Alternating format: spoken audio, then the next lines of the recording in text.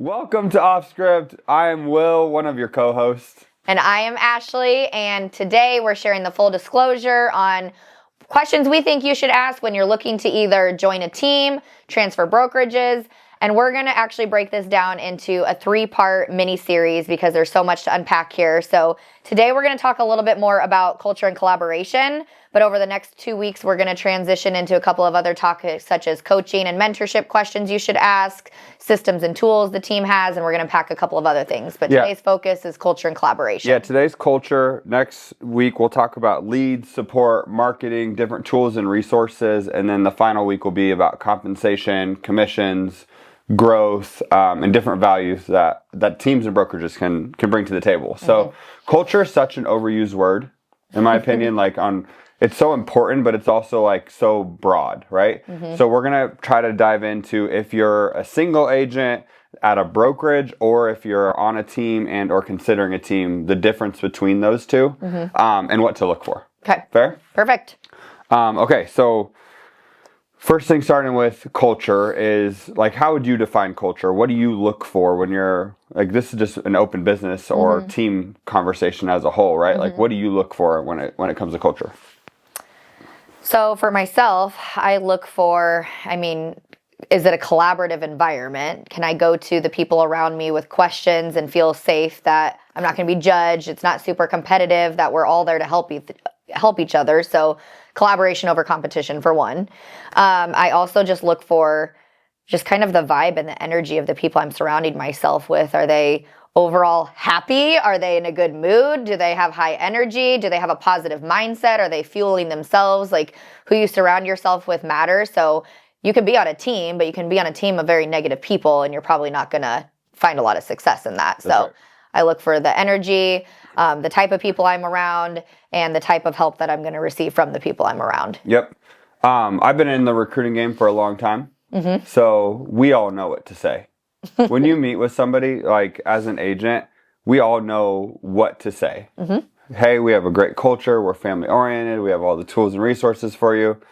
So it becomes really hard for an agent because you're hearing the same thing from different people and trying to judge off what's the best decision for my career. Yep. So these recruiting appointments they don't call them that. I feel like maybe it's hey, we should meet and talk about your business or whatever we phrase that as, coming from somebody that's done this for a long time. Call their people. Don't tell them you're calling them.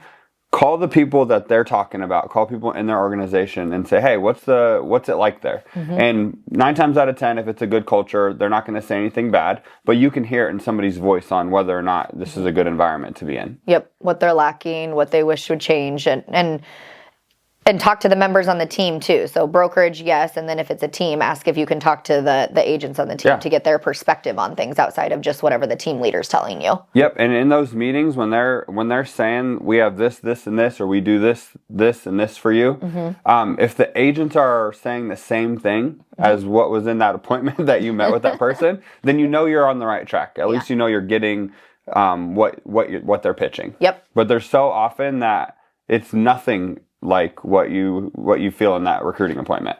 Yeah, and I think that's so important. And looking at it from both perspectives, I've been recruited and then now I'm on the other side of it as a team leader. So I've seen it from both perspectives. But as a team leader, why lie? Because they're going to find out when they start anyways. Exactly. So something that we've implemented is we just, as part of our onboarding process and part of our interview process, because we actually do go through an interview process with the agents, we actually have them meet with all of the agents on our team separately without Will and I present, so that they can get a good lay of the land and get their honest opinions without us there, without leadership or management listening to what their answers are. So we encourage that because we want to make sure it's a good fit too, because I'm looking at it a little bit on the flip side now. Instead of being the agent, as team leaders, we want to focus on retention of people once they start, and it's very, very expensive to have high turnover. So we want to do it right to begin with as well, not just bring people on to bring people on and feed them stuff to get them on the team. Because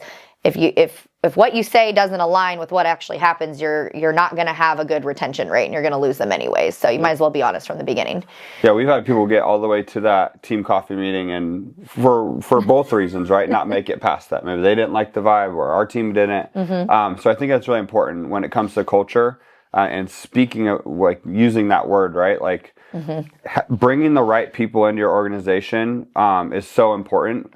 Bringing the wrong people in your organizations or for the wrong reasons is literally cancerous to any team or anything you're trying to build, because you're going to take 2-3 steps back just because you brought on somebody out of desperation or for the wrong reasons, right? Yep. So I think when it comes to culture, the very first thing that you have to see is like a defined vision, and then defined standards and principles of that team or of that brokerage. And if you can't get a really clear sense of that, then that's like the first red flag, I would say, is like not having a very, very clear vision and reason why they're doing what they're doing, with standards and principles that align with those things. Yep. So look for those. Yeah, I agree. And that actually was one of our red flags that we had written down to talk about.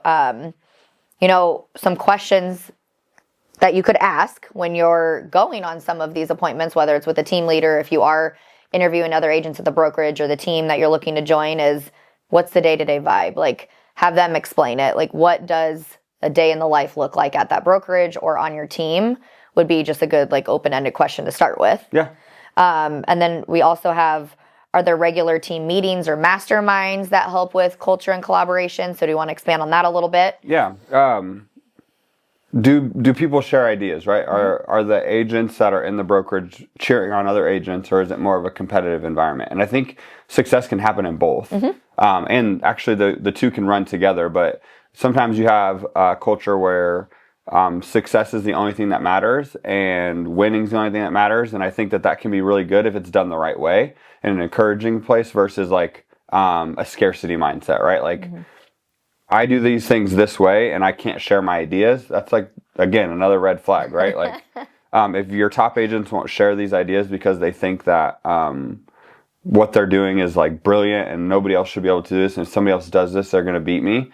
That's all ego, right? And if you have such an ego-driven culture, you're probably not going to have a sustainable culture. In my opinion. Is that what I mean? Yeah, I would agree with that. I feel like that was one of the things that I felt like I was lacking. I've been at 3 different brokerages. I've been on different teams, and now obviously as a team leader. And that was the environment I felt from one of the brokerages I was at. I'm not going to name names or teams or anything like that, but it felt very, very competition, and I'm not going to help you because if I share this, you're going to beat me at something or become better than me. And that's just not an environment I personally like to thrive under. I think everybody's a little bit different, like you said. So some people like that. I don't. I like to share best practices. I like to help other people. I feel better when I'm helping somebody else and being helped. So it wasn't the right environment for me, and the team that I was originally on wasn't the right team for me, just because there wasn't training, tools, resources, any of that to begin with either. And I didn't know what I didn't know. Yeah. And I feel like with your story specifically, like, when you're in a good culture and you have support and guidance, like, how quickly can you grow? Like, that's so crazy to see how much your success has grown in the past 2 to 3 years, right? Just by surrounding yourself with different ideas and people. Yeah, I mean, I learned so much when I transferred over from my last brokerage, and my mind was just opened, and I was in the business already for about 6 years. So it wasn't like I was a brand new agent and everything, but I had so many aha moments when I transitioned from my last brokerage of like, wow, I never even heard the word lead gen or half of the things that I learned when I transitioned over here. So I was able to surround myself with a lot of really, really good top agents when I joined here who were really successful, and thankfully they were willing to share what they were doing. We had a lot of panels I was able to watch and see what they were doing, and go to big conferences nationwide. So I feel like I was able to really catapult quickly. And then on a day-to-day basis, I obviously had coaching and mentorship every single day with you. And then I had a fantastic, very small mini team when I first started the team. And so great people, great energy, great resources. And even the agents in the office that weren't on my team, we all helped each other. And that made such a difference. And I never experienced that at any other brokerages. And that was like the 3rd time that I had made that transition. And nobody was willing to like help each other if they weren't working with you or on a team or making money off of you. Exactly. Yep. And so a culture of abundance. So the main thing, agents, don't let people hide behind the word culture. right? Like, we have a great culture, we have a great culture, we have a great culture. What does that mean? What do you mean by that? Like, those are the questions to really ask. And if somebody fumbles those words, like, they don't know. If it's like, hey, we have a great culture because we focus on these things and it produces these results, and we don't allow drama, and we like, when we talk about positive mindsets, the word, you should have more detail to that culture question than just hiding behind it as a big word that like protects me. Yeah. Does that make sense? Next one was team meetings. Yes. Are there regular team meetings or masterminds or, venues that you can share best practices or even failures in? Yep. If every single one of your team meetings is one person talking the entire time and telling you how to do things, that probably works for a short amount of time. But you want to have a culture where everybody's able to interject different ideas, tell what's working and what's not working, especially from like a brokerage and large team leadership. Like, are those leaders in the field still? Are they selling with you? That's not to discredit anybody, right? Like, I'm not in sales, and we know how to coach and train and do the different things that work. But the people that are doing it live yesterday, today, tomorrow, like, we should be hearing from them, especially if they're doing a great job. Yeah, I would agree. And I can kind of speak to a couple of different perspectives on this. So one of the first teams that I joined, we did have regular team meetings, but it was just vendors coming in and speaking to us about all of this like stuff they wanted to pitch and for us to pay for and use and things like that. And that was at the brokerage and kind of on the team level. So I didn't personally feel like I was getting value to become a better agent or serve my clients in a better way. So it also depends on the content that they're bringing to your team meetings. You could even ask if you could sit in on a couple of the team meetings before you join them, maybe, or a brokerage meeting if you want to kind of test that. I'm sure most people would say yes to that. So I think what I have found helpful when I was an agent and then now as a team leader is being okay with sharing best practices, but also failures. Like, what went wrong and how is it okay that we share this failure, Haley Rose or whoever, with the rest of the team, and creating that safe environment, because we can all learn from that experience. That's right. And have the safety to be able to do that and not feel stupid or, look dumb in front of your peers, and be able to create that safe environment so people can continue to constantly fail, but fail forward. Yep. And I think it's really important what you said too, going to a couple team meetings. The larger teams that are finding success, like, it's funny you say that, right? Like, our people have coffee with our team to meet our people. I know a couple other brokerages and teams that have found success the last few years. They always make them come to their team meetings first.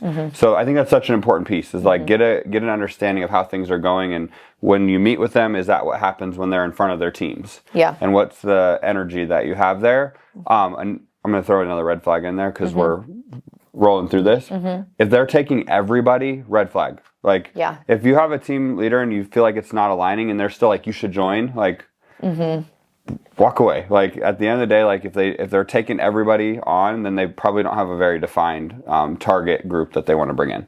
Yeah, that's a good point. And I think that is a big misconception that more so new agents that have been in the game for a while understand this, but it's not like a typical corporate job where you're interviewing for a role and you have a very low chance of getting the job and it's super competitive and you're competing with a bunch of other applicants. If they're interviewing 15 agents that week, like, most people and most brokerages are going to take all 15 because that's right. They are making royalties or fees or BACs or splits off of you. So just keep that in mind, that everybody wants you. Yep. You're going to get tons of calls. Yeah, I mean, there's a couple ways to go about this, and that's by pure like quantity. Get every agent you possibly can, and the numbers show that 13% of them are gonna be successful, right? And very successful at that. So like, you can play the quantity game, or I think our focus as a team, because we're obviously a smaller group, is to bring the right people in that are highly productive, so that we can spend time developing the right people.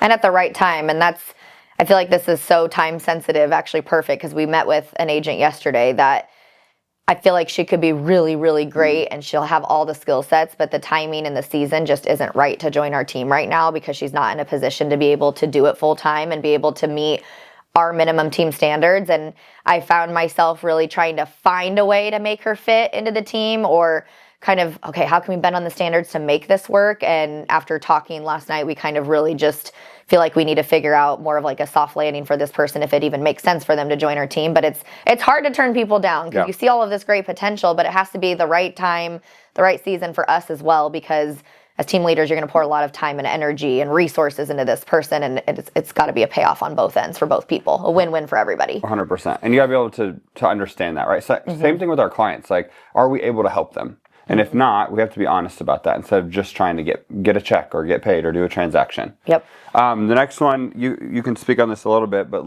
leadership or ownership being involved. Yeah. So this is good. I actually just had a chat with Katie about this on the phone like yesterday on our team and stuff, because she recently went through this whole interviewing process not even a year and a half ago. But how involved is leadership or ownership? I hear it so often, and I experienced it myself. Is I was promised the moon and the stars when I interviewed for this one team that I ended up joining.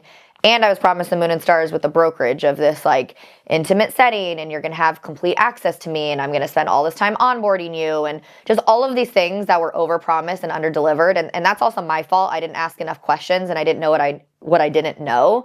But I think your team leader or broker, whoever it is you're joining, like you have to know what kind of support you're getting and know what you need from a support standpoint too. If you're a new agent and know absolutely nothing, my personal opinion is you probably should be on a team. Yeah.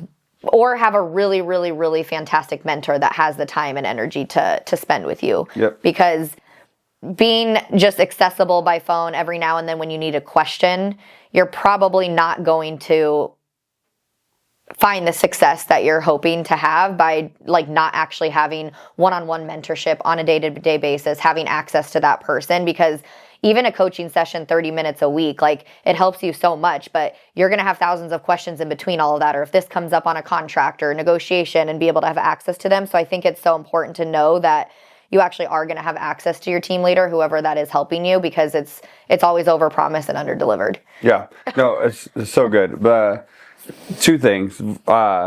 Support's another thing people hide behind. We're supporting you. What does that mean? What do you mean by supporting? So like when you hear these things, ask, what do you mean by that? Yep. What's the details? Like how often? How do I get a hold of you? When can I contact you? Do I have coaching and mentorship? What does the training look like? You got to ask more questions. Yes.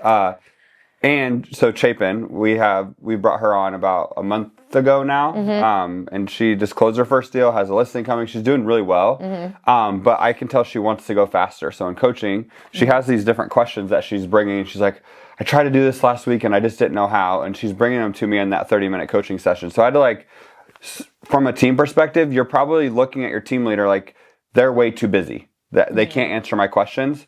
Ask them the questions. I said to her like, you've got to walk down the hall and ask me this on Wednesday last week. Like, I know the answers. I'm telling you, come to me and ask the questions. Yeah. If I can't answer, I'll tell you, not now, and I'll get back to you like whenever I have the time. But we can't wait a week. I know that your goal is to go faster. Your goal is to hit your unit goal, 23 units this year by the end of the year. Like, you got to ask me these questions right when they're happening. And she's like, okay, I didn't know. I thought you were busy. Like, I should wait till this time. Like, nope. Ask me immediately, because that's going to help us continue to move forward faster. Yeah, and I think like it's probably hard for bigger teams, I imagine, that have a lot of agents, especially if they're bringing on a lot of like new agents, because it is hard to tell people's potential until you kind of see a little bit of that work ethic there. So it's this balance of like, how much time and energy do I pour into somebody when I have 50 of them? That's not our team, but I can imagine like big team leaders. Yeah. How much time and energy, or even brokerages, when you have thousands of agents at it, do I pour into somebody knowing that there's a 13% success rate, like you said? And so, but I think with us, like that's why we're very selective when we bring them on, and you meet people where they're at. If they're putting in the effort and the energy, like we're going to pour back into those people as much as possible, because the more knowledgeable, like the more knowledge we can share with them or other agents on our team can share, the more success they're going to find quicker, which again just goes back to it's a win-win for everybody. So why wouldn't you spend time helping these people and educating them and training them and pouring into them? Yep. We're fortunate because we have two leaders. One's in the field, one's able to answer these questions. So it makes it a little bit more advantageous for us. But there's like, this isn't rocket science. It's just like any other business. You have the beginning, like startup phase of a team or brokerage. You have the growth phase of a brokerage or a team, and you have the success phase of a brokerage or a team. So you got to know what organization you're asking questions to, because really great leaders, if you're in the beginning stages, we call it like the trailblazing stages, your leaders are going to be out front leading the pack, leading the group. In your growth phases, your leaders are going to be with your people, in it with them. In success phases, they're going to be behind, guiding, right? And you have to know what phase you're on. Like, we're in a growth phase, right? So we're in it with everybody as it's happening. We're learning, growing, having conversations about what's happening. And as we continue to grow, naturally what happens is we get to fall back more and guide and help our people move forward instead of having to be out front with them.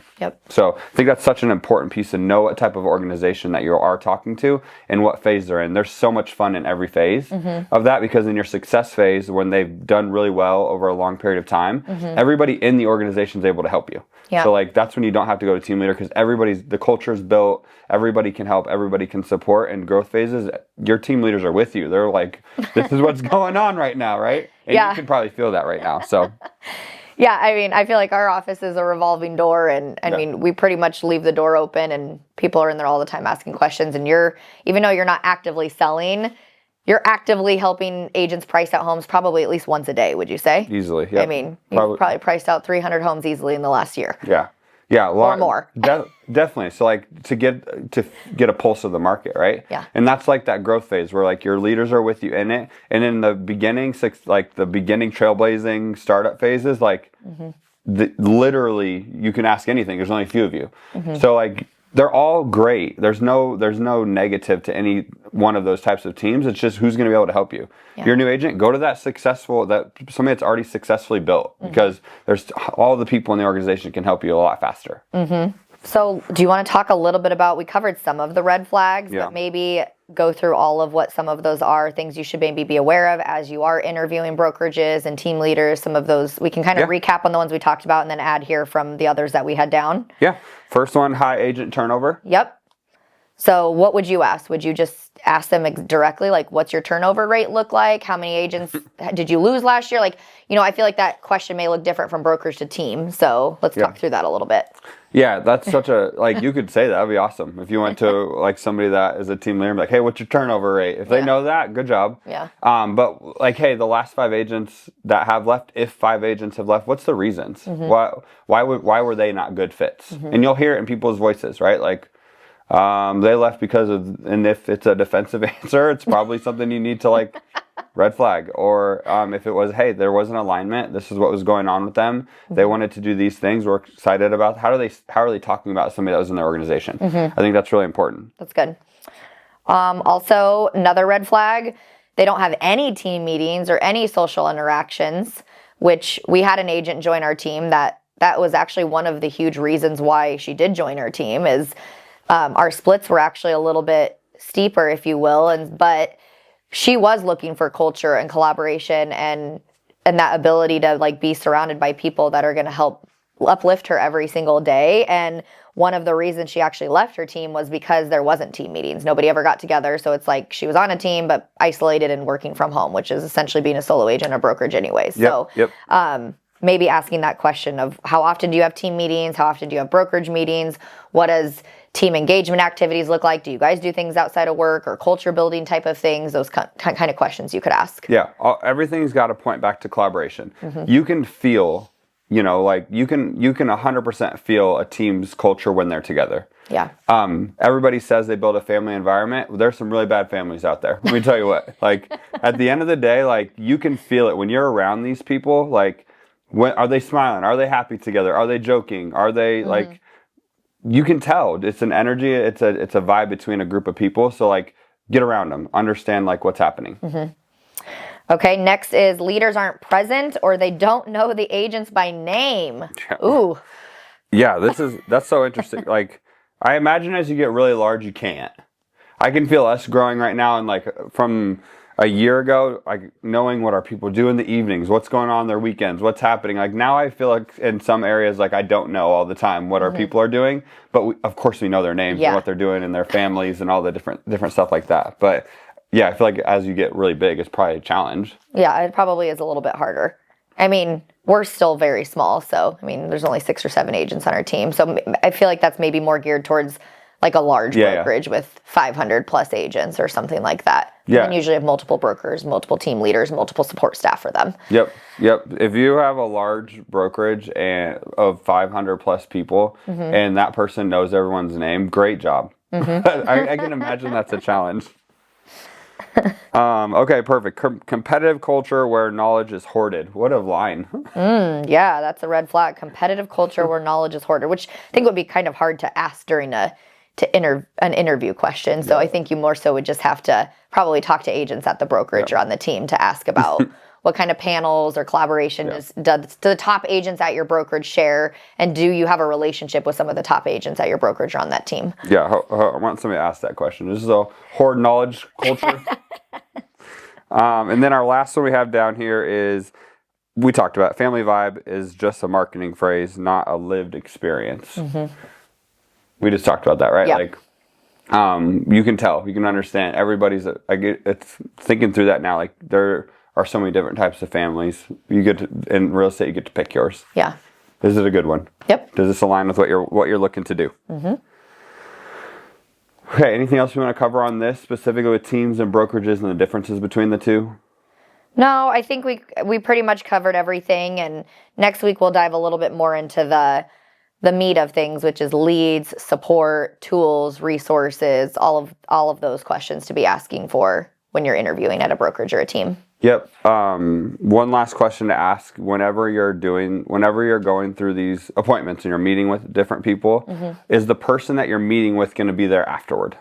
It's such an important part of this is the person, the quote unquote person that's recruiting you or that you're meeting with, is that going to be the person that you're working with after? Or is it going to be you're passed on to the next person, the next person, the next person, and you don't actually understand what the structure of what you're walking into is? Yeah, that's good. And then ask that person, why are you doing this? What's the purpose of, why are you in this role? Yep. Is this a means to an end? Is this a stepping stone for the next, or do you really love doing this? And if you find yourself in a culture where the team leaders and the people running it enjoy and love the process of what they do, you'll know that because they'll have success and they'll have built a great culture. 1000%. Yep, perfect. Okay. Okay. All right, we'll see you guys next week. All right.